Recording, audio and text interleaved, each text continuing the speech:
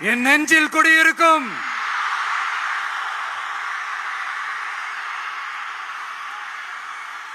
புதுச்சேரி மக்கள் உங்கள் அனைவருக்கும் என்னுடைய வணக்கம். வணக்கம் வணக்கம். எல்லாரும் எப்படி இருக்கீங்க?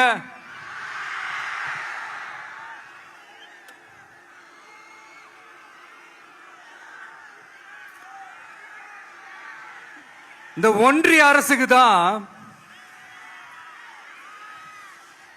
தமிழ்நாடு ஒரு தனி மாநிலம், புதுச்சேரி ஒரு தனி யூனியன் பிரதேசம். அவங்களுக்கு தான் தமிழ்நாடு தனி, புதுச்சேரி தனி, இப்படிலாம் இருப்பாங்க. ஆனா நமக்கெல்லாம் அப்படி கிடையாதுங்க. நாமெல்லாம் வேறு வேறு கிடையாது. நாம் எல்லாரும் ஒண்ணுதான்.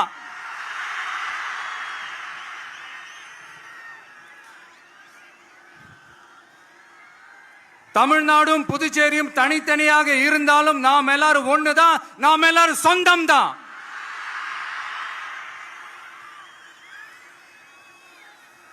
வேற வேற வீட்டுல, வேற வேற ஊர்ல, வேற நாட்டுல, வேற ஸ்டேட்ல இருக்கிறதுனால நாம் எல்லாரும் சொந்தங்கள் இல்லைன்னு ஆயிட முடியுமா?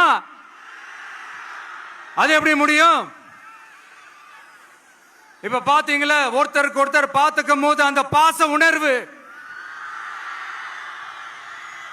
அதுதாங்க, அது மட்டும்தான். அது இருந்துட்டாலே போதும், வேற எதுவுமே தேவையில்லை.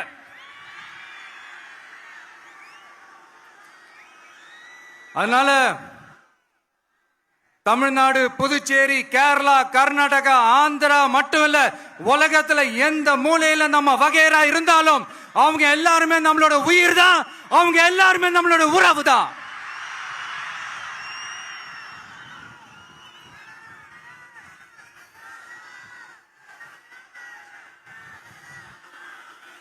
புதுச்சேரினாலே உடனே ஞாபகத்துக்கு வர்றது மணக்குள விநாயகர், அரவிந்தர் ஆசிரமம், வில்லியனூர் மாதான் சொல்லி இவங்க எல்லாரும் ஞாபகத்தில் வருவாங்க. அது மட்டும் இல்ல, மகாகவி பாரதியார் அவர்கள் இருந்த மண், பாவேந்தர் பாரதிதாசன் அவர்கள் பிறந்த மண். அது மாதிரி இன்னும் சிறப்புகளை அடுக்கிக்கிட்டே போலாம். ஆனா அரசியல்னு வந்துட்டா ஒரு முக்கியமான விஷயத்தை பத்தி நம்ம சொல்லி ஆகணும். 1977ல புரட்சி தலைவர் எம்ஜிஆர் அவர்கள் தமிழ்நாட்டில் ஆட்சி அமைச்சாங்க. ஆனா அதுக்கு முன்னாடியே 1974லயே இங்க புதுச்சேரியில அவங்களோட ஆட்சி அமைஞ்சது. அதனாலதான் அப்பவே சொன்னாங்க, நமக்காக வந்தவர் எம்ஜிஆர், அவரை தமிழ்நாட்டில் மிஸ் பண்ணிடாதீங்கன்னு நமக்கு அலர்ட் பண்ணதே புதுச்சேரி தான். அப்படிப்பட்ட புதுச்சேரியை நம்மளால மறக்க முடியுமா? அது மட்டும் இல்ல, இங்க இருக்கிற மக்கள் தமிழ்நாடு மாதிரியே புதுச்சேரி மக்களும் என்ன கிட்டத்தட்ட ஒரு 30 வருஷமா என்ன தாங்கி பிடிச்சுக்கிட்டு இருக்கிறீங்க.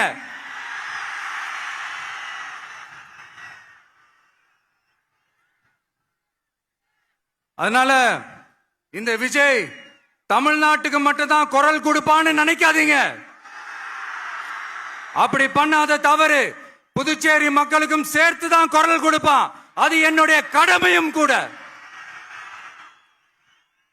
அதனாலதான் இங்க நீங்க ஃபேஸ் பண்ற பிரச்சனைகளை பத்தி இன்னைக்கு நான் பேசுறதுக்காக வந்திருக்கிறேன். அது மட்டும் இல்ல, இந்த புதுச்சேரி கவர்மெண்ட்டை பத்தி நாம சொல்லியே ஆகணும். இது டெஃபினட்டா தமிழ்நாட்டில் இருக்கிற மாதிரி நம்ம திமுக கவர்மெண்ட் மாதிரி கிடையவே கிடையாது. ஏன்னா வேற ஒரு அரசியல் கட்சி நடத்துற நிகழ்ச்சியாகவே இருந்தாலும் அந்த நிகழ்ச்சிக்கு தன்னெழுச்சியா வர நம்ம மக்களுக்கு பாதுகாப்பு கொடுத்து பாரபட்சமே காட்டாம இந்த கவர்மெண்ட் நடந்துகிட்டு இருக்கிறாங்க. அப்படிப்பட்ட இந்த புதுச்சேரி கவர்மெண்ட்டுக்கும் நம்ம புதுச்சேரி சிஎம் சார் அவர்களுக்கும் இந்த நேரத்தில் என்னுடைய மனப்பூர்வமான நன்றிகளை தெரிவிச்சுக்கிறேன். இத பார்த்தாவது தமிழ்நாட்டில் இருக்கிற அந்த திமுக கவர்மெண்ட் கத்துக்கிட்டா நல்லா இருக்கும்.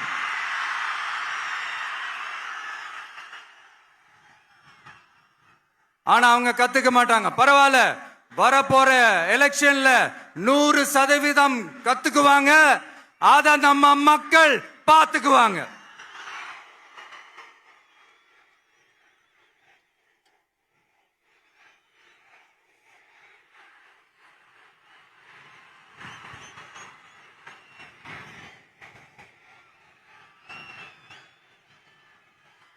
புதுச்சேரியில் இருக்கிற கவர்மெண்டோட கூட்டணி ஆட்சியில இருந்தாலும் புதுச்சேரிய ஒன்றிய அரசு எதிலையுமே கண்டுக்கல என்றது புதுச்சேரி மக்களான உங்களுக்கு நல்லாவே தெரியும். மாநில அந்தஸ்து கோரிக்கையை மட்டுமா கண்டுக்கல, இங்க வளர்ச்சி ஏற்படவும் துணை நிக்கவே இல்லைன்னு கேள்விப்படுறோம். இந்த புதுச்சேரிக்கு இன்னும் மாநில அந்தஸ்து கொடுக்கல. மாநில அந்தஸ்து வேணும்னு கேட்டு பல முறை சட்டசபையில தீர்மானம் போட்டு ஒன்றிய அரசுக்கு அனுப்பி வச்சுக்கிட்டே இருக்கிறாங்க. இந்த வருஷம் கூட மார்ச் மாசம் 27ஆம் தேதி 2025 அன்னைக்கு ஒரு தீர்மானம் போட்டாங்க. அது மாநில அந்தஸ்து வேணும்னு கேட்டு ஒன்றிய அரசுக்கு அனுப்புற 16வது தீர்மானம். புதுச்சேரி காரைக்கால் பகுதிகளில் மூடப்பட்ட 5 மில்கள், பல்வேறு தொழிற்சாலைகளை மீண்டும் திறக்கிறதுக்கு இதுவரைக்கும் ஒரு துரும்ப கூட கிள்ளி போடல. பல்லாயிரக்கணக்கான இளைஞர்களோட வேலை வாய்ப்புக்காக எதையுமே செய்யல. இங்க ஒரு ஐடி கம்பெனி உருவாகணும்ன்றது எண்ணமே இல்லை. அதை பத்தி யார் பேசினாலும் அது அவங்க காதல விழவே விழல. இங்க ஒரு அமைச்சரை ஊழல் குற்றச்சாட்டுல பதவி விட்டு நீக்கப்பட்டு அந்த இடத்துக்கு இன்னொருத்தரை நியமிச்சு 200 நாள் ஆச்சு. இன்னும் அவருக்கு ஒரு இலாக்காவே தரல.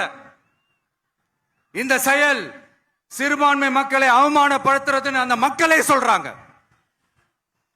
புதுச்சேரியோட முக்கிய அங்கமாக இருக்கிற காரைக்கால், மாகே, ஏனாம் பகுதிகளில் எல்லாம் முன்னேற்றமே இல்லைன்னு அந்த பகுதி மக்கள் சொல்லிக்கிட்டே இருக்கிறாங்க. குறிப்பா காவிரியோட கடைமடை பகுதியான காரைக்காலை மொத்தமா கைவிட்ட மாதிரி தான் இருக்குது. இது எல்லாமே முன்னேற்றம் அடையணும். டூரிஸ்ட் பிளேஸ் ஆன புதுச்சேரியில போதுமான அளவு பார்க்கிங் வசதி இல்ல, போதுமான அளவு கழிப்பறை வசதி இல்ல. இதெல்லாமே மேம்படுத்தணும்.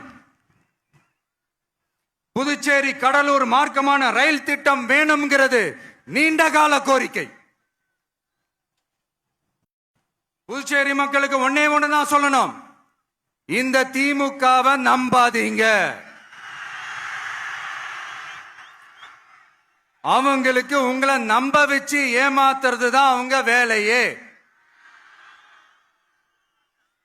நான் சொன்ன பல கோரிக்கைகளை எல்லாம் தீர்த்து வைக்கிறதுக்கு நம்ம புதுச்சேரி கவர்மெண்ட்டுக்கும் அதோட மக்கள் திட்டங்களுக்கும் ரொம்ப அக்கறையா உண்மையா துணை நிக்கணும். தமிழ்நாட்டை ஒதுக்குற மாதிரி புதுச்சேரியும் ஒதுக்க கூடாதுன்னு நாங்க கேட்டுக்கிறோம். கிட்டத்தட்ட 20 லட்சம் பேர் வாழ்ற யூனியன் பிரதேசமான புதுச்சேரி மத்திய நிதி குழுவில் இடம்பெறவில்லை. அதனால் மாநிலங்களுக்கான நிதி பகிர்தல் அடிப்படையிலும் யூனியன் பிரதேசங்களுக்கான நிதி பகிர்தல் அடிப்படையிலும் புதுச்சேரிக்கு நிதி ஒதுக்கப்படுவதில்லை. அதனால ஒவ்வொரு ஆண்டும் புதுச்சேரிக்கு தோராயமாகவே மத்திய அரசு நிதியை விடுவிக்கிறது. அந்த நிதியும் அரசு ஊழியர்களின் சம்பளம், ஓய்வூதிய தொகை உள்ளிட்ட திட்ட செலவுகளுக்கே சென்று விடுவதால் மீத தேவைக்கு வெளிச்சந்தையிலும் கடன் பத்திரங்களை கடன் வாங்குகிறது புதுச்சேரி. இந்த நிலைமை மாறணும்னா ஒரே வழி, மாநில அந்தஸ்து நம்ம புதுச்சேரி மக்களோட பல்லாண்டு கால கோரிக்கை. புதுச்சேரிக்கு போதுமான நிதி வரத்து இல்லாததுனால வெளியே கடன் வாங்க வேண்டியதா இருக்கு. புதுச்சேரியோட கடனை குறைச்சு தற்சார்பு பொருளாதாரத்தை வளர்த்தெடுக்க திட்டங்கள் வகுக்கப்பட வேண்டும். மாநில அந்தஸ்து வாங்கினா மட்டும் போதாது இல்லையா, தொழில் வளர்ச்சியும் தேவையாச்சே. புதுச்சேரி தென்னிந்தியாவின் முன்னணி இண்டஸ்ட்ரியல் ஹப்பாக மாற்ற எல்லா முயற்சிகளும் எடுக்க வேண்டும். இந்திய அளவில் ரேஷன் கடைகளே இல்லாத மாநிலம் புதுச்சேரி தான். ஏழை எளிய மக்களுக்கு வாழ்வாதாரமே ரேஷன் கடைகள் தான். மற்ற மாநிலங்கள்ல இருக்கிற மாதிரி இங்கேயும் அரிசி, சர்க்கரை, பருப்பு, கோதுமை, எண்ணெய்னு அனைத்து பொருட்களும் வழங்கும் முறை சீராக்கப்பட வேண்டும். கடைசியா மீன்பிடிக்க செல்லும் காரைக்கால் மீனவர்களை அடிக்கடி கைது செய்யும் இலங்கை கடற்படை அவர்களின் படகுகளையும் பறிமுதல் செய்து விடுகிறது. அதனால் நீண்ட போராட்டங்களுக்கு பிறகு அவர்கள் விடுவிக்கப்பட்டாலும் படகுகள் கிடைக்காததால் படு மோசமான நிலைக்கு தள்ளப்படுகின்றனர். இந்த நிலை மாற வேண்டும். நான் மறுபடியும் சொல்றேன், இந்த விஜய் புதுச்சேரி மக்களுக்காகவும் எப்பவும் துணை நிற்பான். வரப்போற புதுச்சேரி தேர்தல் களத்துல நம்மளுடைய தமிழக வெற்றி கழகத்தின் கொடி பட்டொளி வீசி பறக்கும். கான்பிடண்டா இருங்க, நல்லதே நடக்கும். வெற்றி நிச்சயம். மீண்டும் சந்திக்கும் வரை நன்றி, வணக்கம்.